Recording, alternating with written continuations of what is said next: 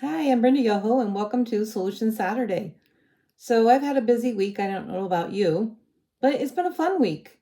And when I say busy, I don't mean just keeping myself occupied. I mean, I'm actually out there trying to do and make a difference in the world. So, I had some experiences where I was able to volunteer and do some work for Illinois Principals Association. They invited me to come and help them out with introducing speakers, and prior to that, I had a former student who invited me to help her out with some struggles that she was facing. And then during the conference, I had a message from a former parent who I've stayed in contact with, and she was facing some horrible news. Her adult child and my former student is in palliative care, not in hospice yet, but definitely facing some difficult decisions that will be made. And when you have those types of things, you think about life in general, and what are you doing with your life every day? And sometimes I think, what if I just had nothing to do?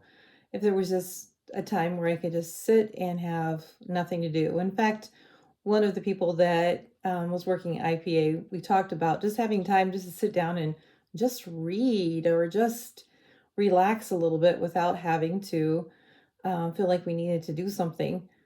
And I'm retired, so I should be able to just have time just to sit and do nothing.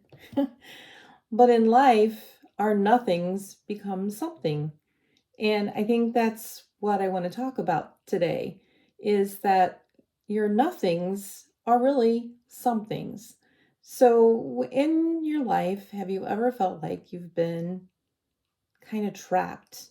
You feel like that you're unable to make a decision or a choice, or where is this leading me to, because something's happened in your life and it's changed your path and you're struggling with it and you're not sure what to do.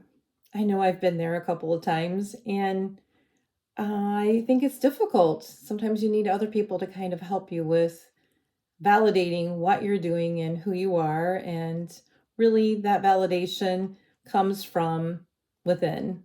And in my case, it comes from my faith. And, the greatest discoveries we have often come from the simplest forms. And Abraham Lincoln was one of those individuals that I look to in his leadership. And I've read about him so many different times. And in fact, I just quoted him this morning in a conversation that I had with someone about happiness. Abe Lincoln said, "You're only as happy as you make yourself be." And that's very true.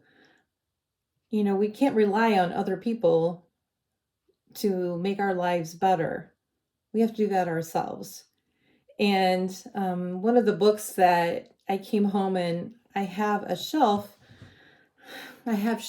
of books. And believe it or not, I've reduced it down. I even have up at top my what I call vacation books. So I got my vacation hats up there when I go to the beach.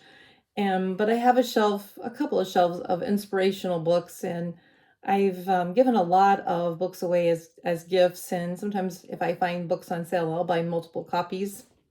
My husband thinks it's crazy because I'm always wanting to go to books. And I get books sent to me in the mail. But I love books. So I came home and I was thinking about this nothingness. And so I found a book, believe it or not. And it's called The Power of Nothing. And it's a great little book. I've marked a couple of pages. I've just glanced through it. I know I've read it before, but I can't recall a lot of it. So that's what's great about having books, is that you can go back and you can find things. And I've saved it obviously for a reason. And I think that it's it's fun to think about that we have opportunities in our lives to discover that we have the choice to do whatever we want to do. And I think we get caught in our conversations that we have with others and with ourselves. We get stuck in the past. We let that define a lot of things that we do. We fail to talk about the present and the future. So we don't know what's going to happen in the future. We can't plan that out. We don't know what's going to happen. But can we plan a little bit about the future? I think we can.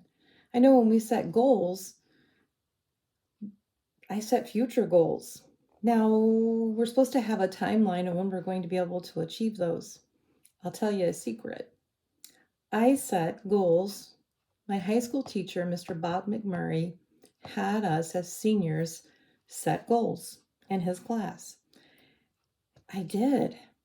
And I've accomplished all of them except for one. And that one was writing a book. And I just finished at my old age accomplishing that goal. So I didn't put a timeline on my goals when I wrote them, but I've completed them. So I guess now I need to make new goals. So I want to challenge you into thinking about the conversations you have with yourself and with others. Start talking about what the future is going to be, what it's going to bring. I think we fear what we don't know. And I think we don't plan for the things that it may be. Why can't we design what we want life to be in the future? I think we can. We feel comfortable in talking about the past because we already know what that's like.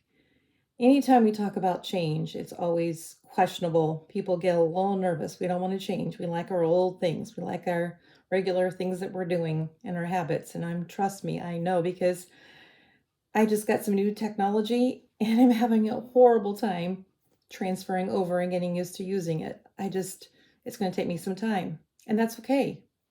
Take the time, but start moving in that direction. So today, start thinking about future. Start living today, not in the past. Live for today. Think for the future. Start planning. Set your goals. Start working towards them and achieving them.